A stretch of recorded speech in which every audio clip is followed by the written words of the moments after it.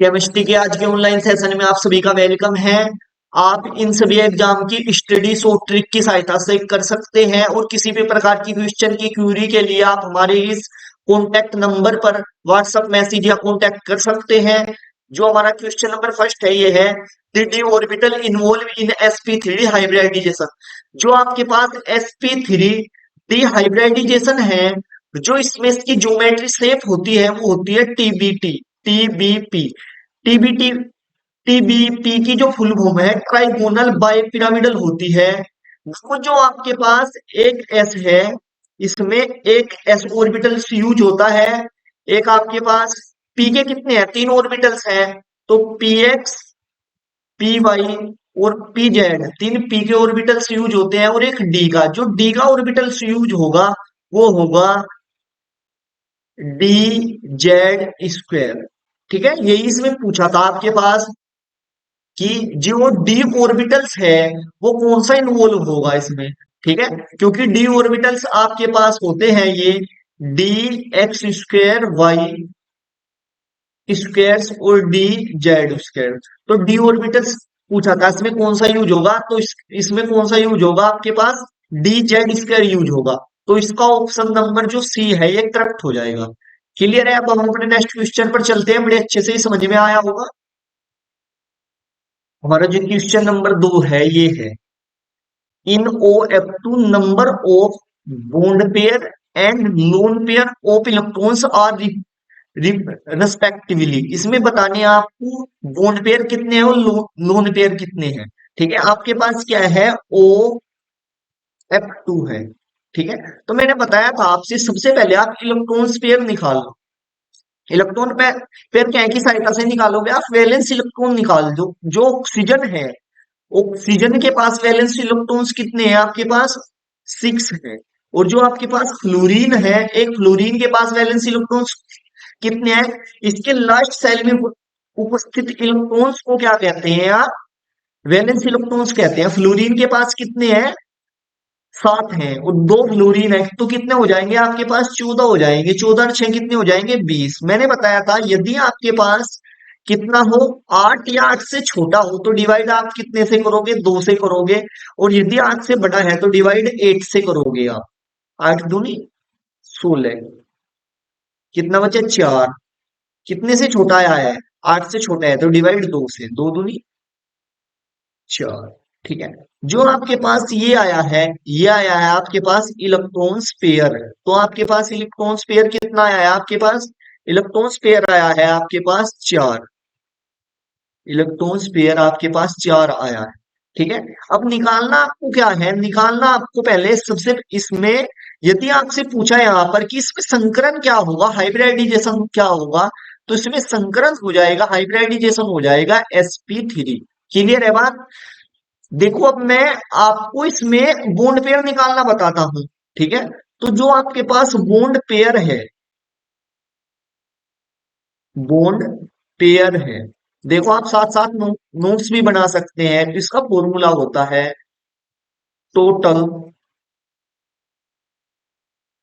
Number of atoms in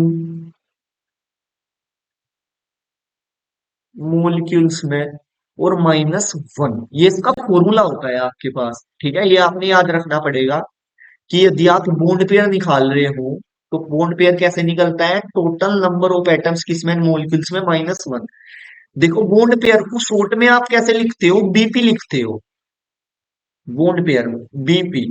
तो total number of atoms कितने हैं इसमें, एक ये है और दो ये है, तो टोटल कितने हैं, 3 है। -1 बराबर कितना, 2। तो आपके पास जो बॉन्ड पेयर आया है, इसमें बॉन्ड पेयर आपके पास आया है। देखो आपके पास एक फॉर्मूला है, इलेक्ट्रॉन पेयर बराबर होता है आपके पास bond pair plus lone pair. ये आपके पास एक फॉर्मूला होता है। ठीक है, और यदि आप यहां से क्या निकालना चाहें, लोन पेयर निकालना चाहें, तो आप इजी से ऐसे निकाल सकते हो लोन पेयर को। यहां से कैसे निकाल सकते हो, ऐसे निकाल सकते हो, देखो लोन पेयर बराबर होगा इलेक्ट्रॉन्स पेयर में से आप माइनस कर दोगे बॉन्ड पेयर। तो इलेक्ट्रॉन्स पेयर कितने हैं आपके पास? इलेक्ट्रॉन्स पेयर है आपके पास चार। देखो इलेक्ट्रॉन्स पेयर आपके पास कितने हैं? चार हैं। तो आपके पास चार में से आप माइनस कर दोगे, बॉन्ड पेयर कितने हैं आपके पास? दो। तो चार में से दो माइनस कर दोगे, आपके पास बॉन्ड कितना आ जाएगा? यहाँ पर दो आ जाएगा। ठीक है, तो आपके पास कितना आ जाएगा? दो आ जाएगा। तो आपके पास जो बॉन्ड पेयर है, बॉन्ड पेयर की संख्या कितनी आई है? दो आई है। और जो आपके पास लोन पेयर की संख्या है ये भी दो आई है। तो इनमें से कोई से भी ऑप्शन में नहीं है। इसका मतलब इनमें से कोई सा भी ऑप्शन नहीं है। ठीक है, क्योंकि आपके पास बॉन्ड पेयर की संख्या भी दो आएगी और लोन पेयर की संख्या भी दो आएगी। देखो जिसमें बॉन्ड पेयर भी दो होते हैं और लोन पेयर भी दो होते हैं, जो उसकी ज्योमेट्री होगी, उसकी जो ज्योमेट्री होगी वो होगी वी शेप। कैसी होगी वो? वी शेप होगी। क्लियर है बात? कैसी होगी? वी शेप उसे बोलते हैं। उसकी ज्योमेट्री कैसी होगी? वी शेप होगी। या एक और नाम है इसका बैंक शेप, बैंक शेप भी कह सकते हो आप। क्लियर है बात इतनी? ठीक है, मतलब जो ओ एफ टू की जो ज्योमेट्री होगी वो होगी वी शेप या पेंट शेप। अच्छे से समझ में आया होगा। अब हम नेक्स्ट क्वेश्चन पर चलते हैं। देखो अब हमारा क्वेश्चन ये है, among H F methane C H three O H and N two O four intermolecular hydrogen bonding in express. ठीक है, ये पूछ रहा है कि इनमें से किसमें इंटरमोलिक्यूलर हाइड्रोजन बॉन्ड पाया जाता है, ये पूछ रहा है आपसे। क्वेश्चन ये है आपके। ठीक है, देखो हाइड्रोजन बॉन्ड सबसे पहले आपने पता होना चाहिए जो हाइड्रोजन बॉन्ड बनता है वो हाइड्रोजन और मोर इलेक्ट्रोनेगेटिविटी एटम्स के बीच बनता है। ठीक है, जो मोर इलेक्ट्रोनेगेटिविटी एटम्स कौन से हैं आपके पास? एक तो फ्लोरीन है, एक क्या है आपके पास? ऑक्सीजन है, एक नाइट्रोजन है।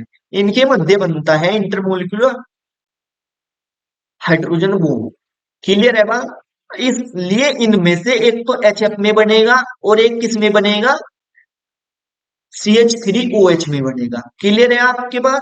देखो ऐसे बनेगा हाइड्रोजन बॉन्ड, मैं बता दूं आपसे बना के। एच एफ, इसे डॉटेड लाइन से दर्शाते हैं। ये जो बॉन्ड बना है इसे ही बोलते हैं आप इंटर मोलिक्यूलर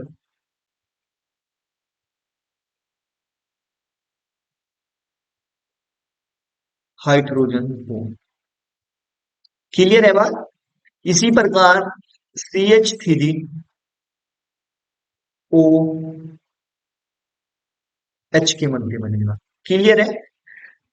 देखो जो ये बॉन्ड बनता है, हाइड्रोजन बॉन्ड बनता है, ये यदि समान सेम मॉलिक्यूल्स भी हो सकते हैं और जो दो डिफरेंट मॉलिक्यूल्स भी हो सकते हैं। इस ये तो बनता है इंटरमोलिक्यूल हाइड्रोजन बॉन्डिंग। एक होता है आपके पास इंट्रामोलिक्यूल हाइड्रोजन बॉन्डिंग, वो क्या बनता है? एक ही एटम्स के मध्य बनता है। क्लियर है बात? जब आएगा, आगे आएगा तो मैं बता दूंगा उसमें भी किस टाइप से बनता है वो। क्लियर है? देखो वैसे बता दूं मैं, इस टाइप से बनता है वो। इस टाइप से मैं बता दूं आपसे। ये जैसे आपके पास ये है यहाँ पर,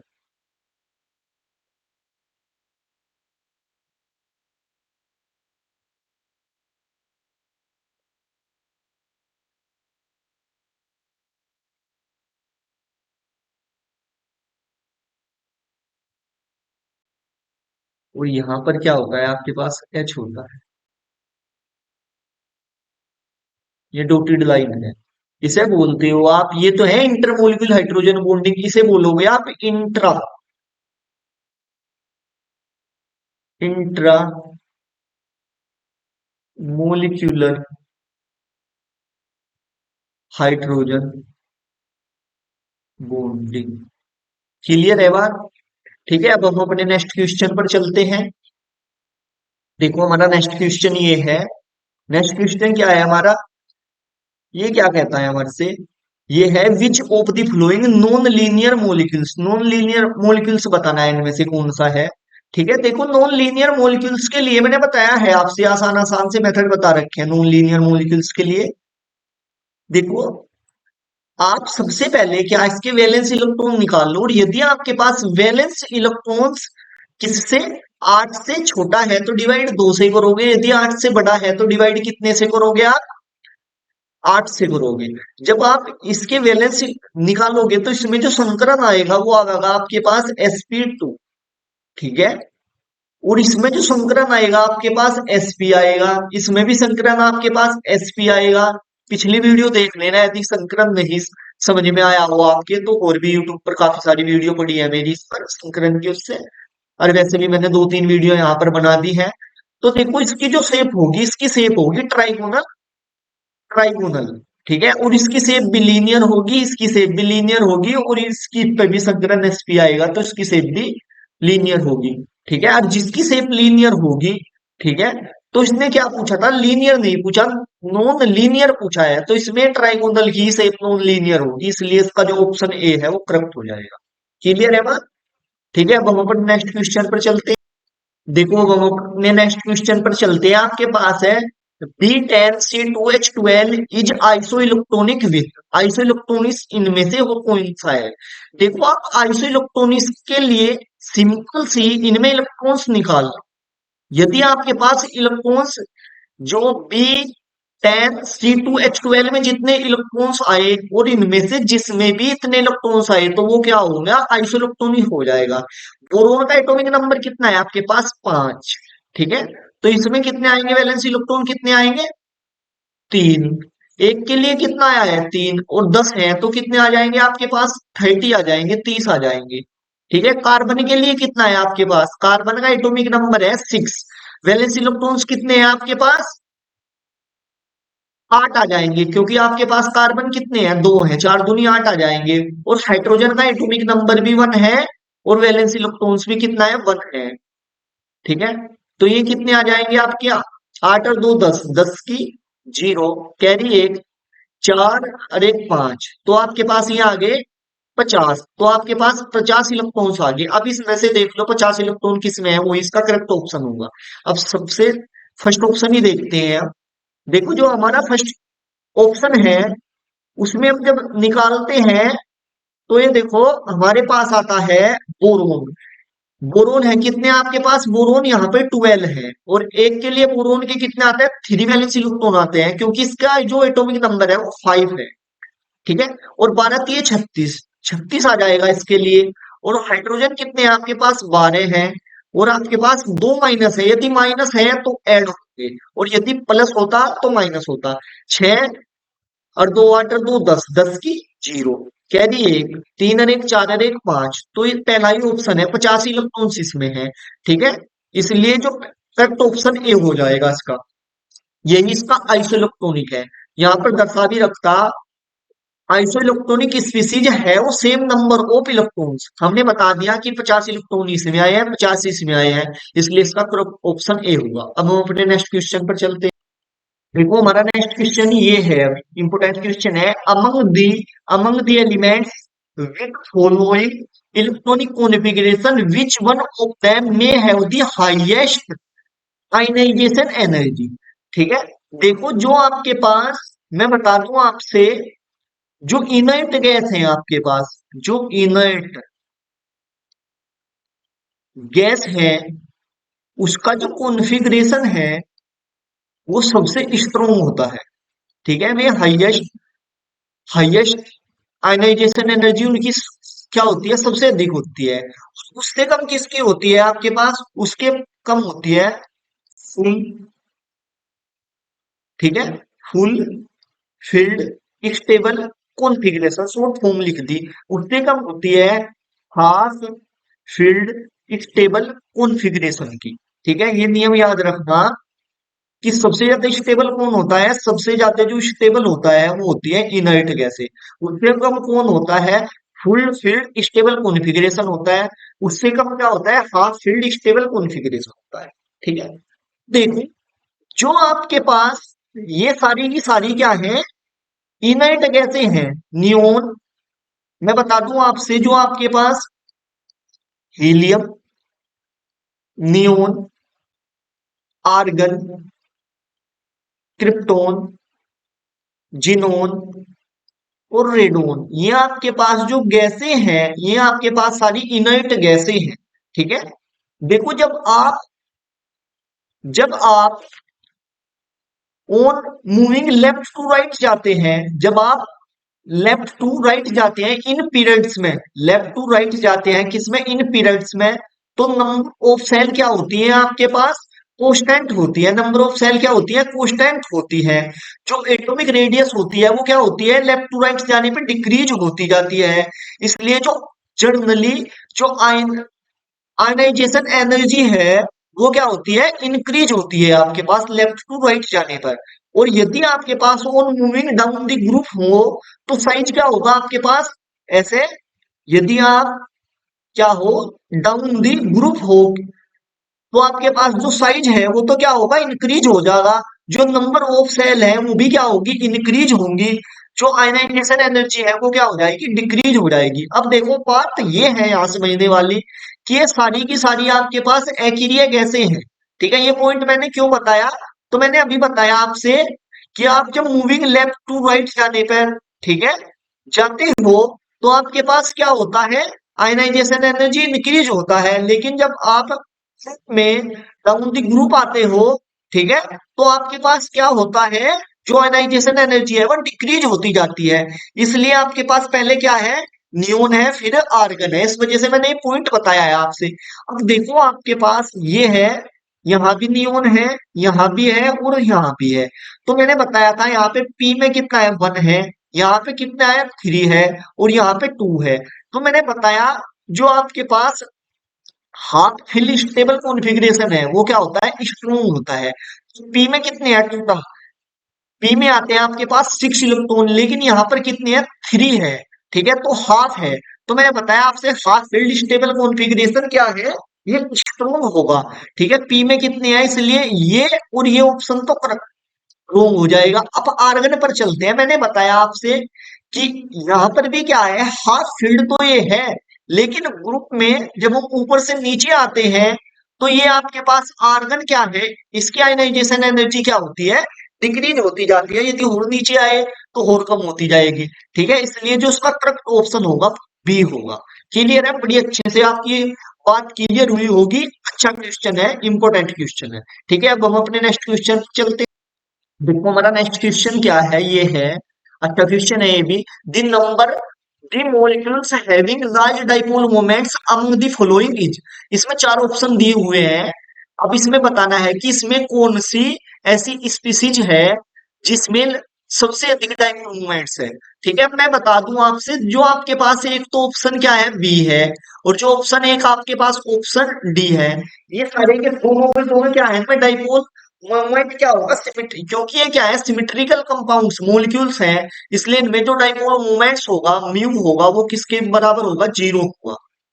क्लियर है बात। तो ये तो दोनों ऑप्शन क्या हो जाएंगे, रॉन्ग हो जाएंगे। ऑप्शन बचे 2 हमारे पास, ए और बी। अब देखो ए और बी में से करेक्ट ऑप्शन कौन सा होगा। अब देखो, जो आपके पास आपने एक फैक्ट होना चाहिए, जो इलेक्ट्रोनिगेटिविटी है, जो इलेक्ट्रोनिगेटिविटी है, वो डायरेक्टली प्रोपोर्शनल है किसके, डाइपोल मोमेंट के, डाइपोल मोमेंट के। ठीक है, ये आपको फैक्टर पता होना चाहिए। मतलब कहने का अर्थ ये है कि जिसकी इलेक्ट्रोनेगेटिविटी जितनी अधिक, उसका डाइपोल मोमेंट इतना ही अधिक। अब देखो आपके पास दोनों है, क्या है, हेलोजन्स है आपके पास। यहाँ पर भी सी है, यहाँ भी एच है, यहाँ भी सी है और यहाँ पर भी एच है। तो ये तो कंपेयरिंग हम कर नहीं सकते। अब कंपेयरिंग किसके आधार पर करेंगे हम, आयोडाइड और क्लोरीन के आधार पर करेंगे। ठीक है, देखो जो आपके पास फ्लोरीन और आयोडाइड है, आपने पता है जब हम ऊपर से नीचे आते हैं, ठीक है, तो आपके पास जो इलेक्ट्रोनेगेटिविटी है वो क्या होती है, डिक्रीज होती जाती है ऊपर से नीचे जाने पर। ठीक है, ओनली जो आपके पास एटॉमिक रेडियस है वही इंक्रीज होती है। इलेक्ट्रॉन एंथैल्पी आयनाइजेशन एनर्जी ये सारी की सारी क्या होती है, ऊपर से नीचे आने पर डिक्रीज होती जाती हैं। इसलिए हमें पता है जो आई है वो सबसे नीचे है, और जो आपके पास Cl है ये ऊपर है। ठीक है, तो हमने पता है जो CH Cl3 है, इसका जो इलेक्ट्रोनेगेटिविटी है अधिक होगी Cl की, किससे, आई से। इसलिए जिसकी इलेक्ट्रोनेगेटिविटी अधिक उसका डिपोल मोमेंट भी अधिक। क्लियर है। इसलिए हम ऑप्शन सी के साथ जाएंगे, जो ऑप्शन सी है इसका करेक्ट ऑप्शन होगा। क्लियर है इतनी बात, बड़े अच्छे से समझ में आई होगी। यदि आपकी समझ में आ रही हो सारी बातें अच्छे से, तो ज्यादा से ज्यादा शेयर कर दीजिए वीडियो को अच्छे से। ठीक है, अब हम अपने नेक्स्ट क्वेश्चन पर चलते हैं। देखो हमारा जो नेक्स्ट क्वेश्चन है ये है, the molecules which has T shape structure, इनमें से टी शेप जो स्ट्रक्चर है कौन से मोलिक्यूल्स की है। देखो मैं आपको बता दूं, यदि आपको टी शेप निकालनी हो तो सबसे पहले आपने पता होना चाहिए जो आपके पास टी शेप उस मोलिक्यूल्स की होगी जिसके पास आपके पास जो बॉन्ड पेयर है। बॉन्ड पेयर तो क्या होंगे, तीन होंगे, और जो आपके पास लोन पेयर है वो आपके पास क्या होंगे, दो होंगे। ठीक है, तो आपके पास जिसके पास बोन पेयर क्या हो, ये चीजें फिक्स होती हैं, आप इन्हें याद रख लीजिए। यदि आपने इनके याद रखने में कोई प्रॉब्लम होती है तो मेरे यूट्यूब पर इनकी पहले से वीडियो अपलोड है, आप पहले उस वीडियो को देख सकते हैं, बाद में नहीं देखें। ठीक है, तो यदि आपके पास बोन्ड पेयर तीन है, लोन पेयर कितने हैं, दो हैं, तो उसकी जो शेप होगी वो टी शेप होगी। ठीक है, अब देखो आपके पास आप निकाल सकते हैं बॉन्ड पेयर, इलेक्ट्रॉन पेयर कैसे निकालने हैं वो भी। ठीक है, तो देखो शॉर्ट ट्रिक की सहायता से फास्फोरस का एटॉमिक नंबर कितना है, वैलेंस इलेक्ट्रॉन फास्फोरस का 15, वैलेंस इलेक्ट्रॉन्स कितने हैं आपके पास, 5 है। तो तीन तो Cl ये बना लेंगे आपके पास बॉन्ड, तीन Cl बॉन्ड बना लेंगे, बचा एक लोन पेयर बचेगा। ठीक है, तो आपके पास तीन तो क्या है, बॉन्ड पेयर है, तीन तो क्या है आपके पास, बॉन्ड पेयर है, और एक क्या है आपके पास, लोन पेयर है। ठीक है, तो जिसमें तीन तो आपके पास बॉन्ड पेयर हो और एक लोन पेयर हो, तो उसकी जो शेप होगी आपके पास, जो उसकी ज्योमेट्री होगी या उसकी जो शेप होगी आपके पास, क्या होगी आपके पास, पिरामिडल होगी। इसलिए जो पीसीएल की शेप होगी वो कैसी होगी आपके पास, पिरामिडल होगी। क्लियर है इतनी बात आपकी। ठीक है, पिरामिडल। ठीक है, अब देखो जब आप इसका निकालोगे तो इसमें क्या आएंगे आपके पास, बॉन्ड पेयर कितने आएंगे आपके पास, बॉन्ड पेयर आएंगे आपके पास ClF3 में, निकाल के देख लियो, 8 वाले से भी मैंने बताया था। ठीक है, तो आपके पास बॉन्ड पेयर कितने आएंगे आपके पास, तीन आएंगे, और लोन पेयर कितने आएंगे आपके पास, लोन पेयर आपके पास आएंगे दो। ठीक है, अब जिसमें बॉन्ड पेयर कितने हो, तीन हो, और लोन पेयर दो हो, तो उसकी जो शेप होगी वो टी शेप होगी, इसलिए बी ऑप्शन के साथ करेक्ट हो जाएगा। इसी प्रकार NH3 में कितना है, तीन नाइट्रोजन है, नाइट्रोजन में क्या है आपके पास। ठीक है, मैं दूसरी पेन ले लूं एक मिनट। जो नाइट्रोजन है आपके पास, नाइट्रोजन में तीन तो आपके पास क्या है, बॉन्ड पेयर है, और एक लोन पेयर है, सेम ऐसे ही जैसे PCl3 में, तो इसकी भी शेप कैसी हो जाएगी आपके पास, लीनियर हो जाएगी। अब BCl3 में बोरोन का एटॉमिक नंबर कितना, 5, वैलेंस शेल में कितने इलेक्ट्रॉन्स इसके, बोरोन्स के तीन, और तीन नहीं बॉन्ड बना लिया तो आपके पास संक्रम होगा sp2, और इसकी जो आपके पास शेप होगी वो होगी आपके पास ट्राइगोनल प्लेनर। ठीक है, तो आपके पास ClF3 ऑप्शन करेक्ट होगा। ठीक है, इसमें भी देख लियो उसने पढ़ के क्या लिख रखा है आपके, देखो ये देखने से कैसा लगता है, टी शेप लगता है आपके पास, तीन तो इसमें क्या है आपके पास, बॉन्ड पेयर है, एक, और ये क्या है आपके पास, दो आपके पास लोन पेयर है। देखो मैं बता दूं आपके पास दो इलेक्ट्रॉन्स, जो आपके पास दो इलेक्ट्रॉन्स हैं इस प्रकार से, दो इलेक्ट्रॉन्स मिलकर के एक लोन पेयर का निर्माण करते हैं।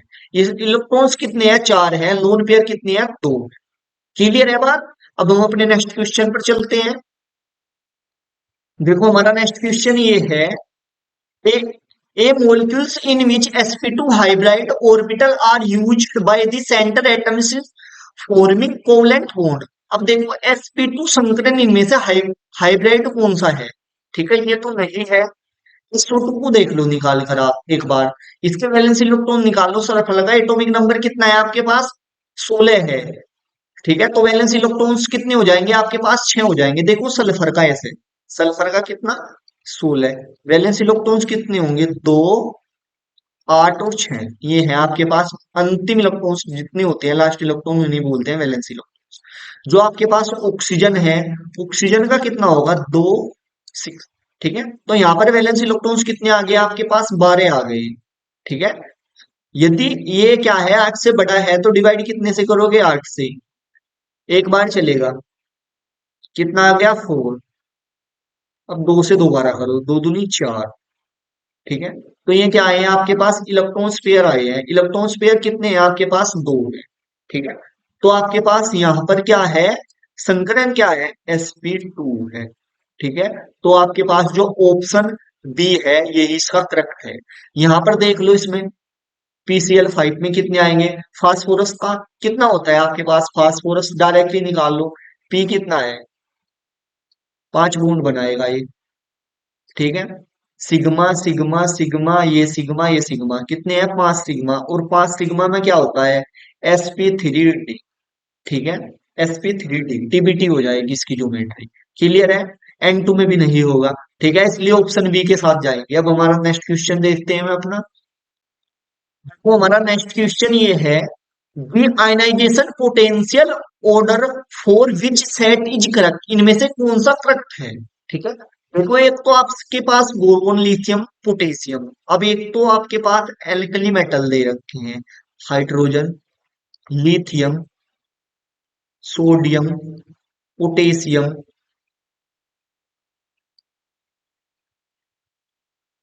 Rubidium, caesium, francium. ठीक है, एक है आपके पास एल्कली अर्थ मेटल।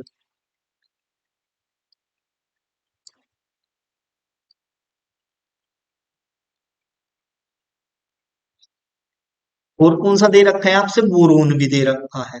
ठीक है, देखो सबसे पहले मैं आपको बता दूं, पेन ले लूं मैं दूसरा, 1 मिनट, थोड़ा डिफरेंट दिख जाएगा आपको ये। देखो, आपने पता है, जब आप लेफ्ट टू राइट जाते हैं, लेफ्ट टू राइट जाते हैं, जो आपके पास आयनाइजेशन पोटेंशियल है, आयनाइजेशन एनर्जी है या आयनाइजेशन पोटेंशियल है, वो क्या होता जाता है? इंक्रीज होता जाता है। आपके पास क्या होता जाता है? इंक्रीज होता जाता है, जब आप लेफ्ट टू राइट जाते हैं। इतनी क्लियर है ना आपकी बात? जब आप लेफ्ट टू राइट जाते हैं तो आयनाइजेशन पोटेंशियल क्या होता जाता है? इंक्रीज होता जाता है। ठीक है, और आपने पता है जो हाफ फील्ड है, ठीक है, इनर्ट गैस सबसे, जो इनर्ट गैस है उसका कॉन्फ़िगरेशन क्या होता है? सबसे स्टेबल होता है, उसके बाद किसका होता है? फुल फील्ड का होता है, उसके बाद हाफ फील्ड का होता है। तो पहले क्या है इनमें, जो आपके पास कौन कौन से हैं? तो है आपके पास बोरोन, एक तो आपने इसमें निकालना है, एक किस में निकालना है? लिथियम में निकालना है, और एक किस में निकालना है आपने? एक निकालना है आपको पोटेशियम में। ठीक है, तो ये 3 के लिए निकालना है। अब देखो, सबसे ज्यादा तो हो जाएगा आपके पास बोरोन का, सबसे ज्यादा तो हो जाएगा आपके पास किसका? बोरोन का। ठीक है, उससे कम किसका हो जाएगा आपके पास? लिथियम का। ठीक है, सबसे कम, और सबसे कम किसका हो जाएगा आपके पास? किसका? पोटेशियम का। अब बात सुन लो थोड़ी सी और। ठीक है, देखो, क्योंकि पोटेशियम क्या है? नीचे है, तो अब ग्रुप में क्या है? नीचे जाने पर आयनाइजेशन पोटेंशियल क्या होता है? डिक्रीज होता है, इसलिए पोटेशियम का क्या हुआ? सबसे कम। और ये लिथियम तो इससे भी क्या है? ऊपर है, तो लिथियम का आएगा। और लेफ्ट टू राइट जा रहे हैं तो बोरोन क्या है? इस साइड है, क्या हो जाएगा? बोरोन का सबसे अधिक हो जाएगा। ठीक है, अब देख दूसरा मेथड देख लो आप। आपके पास यहाँ पर जब आप इसका इलेक्ट्रॉनिक विन्यास करते हो तो यहाँ पर आएगा आपके लिथियम का एटॉमिक नंबर 3 है ना, तो आपके पास 1s2 आएगा और 2s1 आएगा। हाफ फील्ड है, यहाँ पर इसका बोरोन का 5 होता है, तो 1s2 और 2s2 और 2p1। ठीक है, तो यहाँ पर भी, ठीक है, तो यहाँ पर जो करेक्ट ऑप्शन होगा वो क्या होगा आपके पास? ये होगा। ठीक है, ये कौन से ऑप्शन में है? ये ऑप्शन नंबर बी में है। इसलिए इसका क्या हो जाएगा? ऑप्शन नंबर क्या हो जाएगा? बी करेक्ट हो जाएगा। क्योंकि जो आप लेफ्ट टू राइट जाते हैं ग्रुप पीरियड्स में, तो आयनाइजेशन पोटेंशियल क्या होता है? इंक्रीज होता है। और जो आप ग्रुप में, ठीक है, नीचे आते हो तो आपके पास क्या होता है, आयनाइजेशन पोटेंशियल डिक्रीज होता जाता है। क्लियर है? अब हम अपने नेक्स्ट क्वेश्चन पर चलते हैं। देखो हमारा नेक्स्ट क्वेश्चन है, ये है the bond angle in PH three में। ठीक है, बॉन्ड एंगल जो पीएच थ्री में है वो क्या है, एनएच थ्री के कंपेयरिंग करी गई है।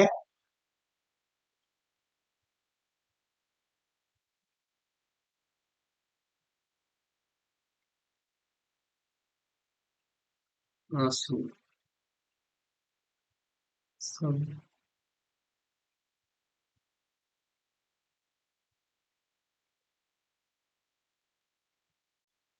ऐसे। ठीक है, अब देखो जब आप ऊपर से नीचे आते हो ग्रुप में, जो आपके पास बोन एंगल है वो क्या होता जाता है, डिक्रीज होता जाता है। क्योंकि जो साइज है वो इंक्रीज होता है, और जब साइज इंक्रीज होता है तो बोन एंगल क्या हो जाएगा, डिक्रीज हो जाएगा। ठीक है, ये आपने याद रखना। ठीक है, इसलिए आपके पास much less than NH three. ठीक है, तो much less than NH three से क्या होगा, लेस देन होगा। ठीक है, इसलिए इसका ऑप्शन क्या हो जाएगा, ए के साथ करेक्ट हो जाएगा। अब हम अपने नेक्स्ट क्वेश्चन पर चलते हैं। यहां से भी देखो, इसे देख सकते हो आप, the bond angle decrease on moving down the group for a similar compound, ये देखा रखे हैं देखो। ठीक है, अब हम अपने नेक्स्ट क्वेश्चन पर चलते हैं। देखो हमारा नेक्स्ट क्वेश्चन है ये, the hydrogen bonding is strong. Hydrogen bonding पूछ रहे हैं किसमें। देखो जब हाइड्रोजन बॉन्डिंग क्या होती है, जब हाइड्रोजन परमाणु किसी मोर इलेक्ट्रोनिक निगेटिविटी एलिमेंट्स के साथ क्या होता है, अटैच होता है। ठीक है, जैसे मोर इलेक्ट्रोनिगेटिविटी एलिमेंट्स कौन से हैं आपके पास, फ्लोरीन हुआ, ऑक्सीजन हुआ, और नाइट्रोजन हुआ। तो हम जानते हैं यहाँ पर जो फ्लोरीन की इलेक्ट्रोनिगेटिविटी क्या है, 4 है। यहाँ पर कितनी है, 3.5 है। और यहाँ पर कितनी है, 3 है। क्लियर है? तो यही हाइड्रोजन बॉन्ड बनाते हैं। अब देख लो, एच और एफ के बीच में कहां पर बॉन्ड बना हुआ है, जहां पर बॉन्ड बना हुआ होगा वही बॉन्ड क्या होगा, सबसे स्ट्रोंग होगा। ठीक है, अब देखो जो आप ऑप्शन नंबर सी है, क्योंकि हम जानते हैं जिसके इलेक्ट्रोनेगेटिविटी जितनी अधिक, उसका स्ट्रोंग बॉन्ड, हाइड्रोजन बॉन्ड भी इतना ही स्ट्रोंग। इसलिए जो आपके पास एच और एफ के बीच बॉन्ड बना हुआ होगा यही सबसे स्ट्रोंग होगा। यहाँ पर ऑक्सीजन के बीच बना हुआ है, यहाँ पर भी ऑक्सीजन के बीच बना हुआ है, और यहाँ पे सल्फर के बीच तो और भी छोटा हो जाएगा। ठीक है, अब देखो क्योंकि सल्फर का आकार क्या है, बड़ा है। ठीक है, इसलिए जो ऑप्शन सी होगा इसका करेक्ट होगा। ठीक है, हाइड्रोजन बॉन्डिंग को आप ऐसे डॉटेड लाइन से दर्शाते हो। जो सबसे ज्यादा हाइड्रोजन बॉन्डिंग होगी वो किसकी होगी, एच एफ की होगी। फिर किसकी होगी, एच ओ की होगी, फिर एन एच की होगी। क्योंकि एफ की इलेक्ट्रोनेगेटिविटी सबसे अधिक 4, ऑक्सीजन की 3.5, और नाइट्रोजन की कितनी, 3। क्लियर है बात? अब हम अपने नेक्स्ट क्वेश्चन पर चलते हैं। आज क्वेश्चन आप इतने ही कर लीजिए, वीडियो काफी लंबी हो जाएगी। और यदि आपको वीडियो अच्छी लगी है तो वीडियो को लाइक करो और चैनल को सब्सक्राइब करो और ज्यादा से ज्यादा share. Thank you for every